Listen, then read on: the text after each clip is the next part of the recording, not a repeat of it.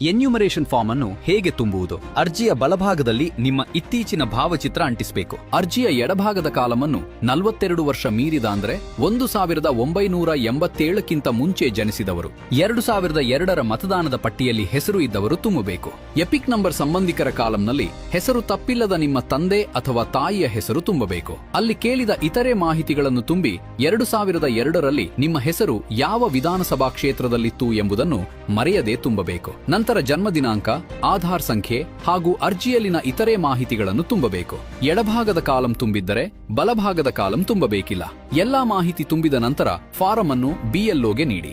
ಅರ್ಜಿಯ ಒಂದು ಪ್ರತಿಯನ್ನು ನಿಮ್ಮ ಬಳಿ ಇಟ್ಟುಕೊಳ್ಳಬೇಕು. 1987ರ ನಂತರ ಜನಿಸಿದವರು, 2002ರ ಪಟ್ಟಿಯಲ್ಲಿ ಹೆಸರು ಇಲ್ಲದಿದ್ದವರು ಬಲಭಾಗದ ಕಾಲಂಗಳನ್ನು ಭರ್ತಿ ಮಾಡಬೇಕು.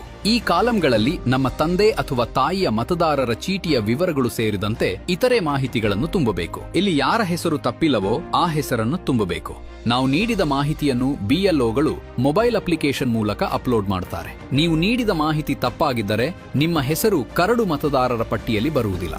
ಮತ ಕಳೆದುಕೊಳ್ಳಬಾರದು ಎಂದರೆ ಎಚ್ಚರಿಕೆಯಿಂದ ಫಾರ್ಮ್ ಅನ್ನು ಭರ್ತಿ ಮಾಡಿ.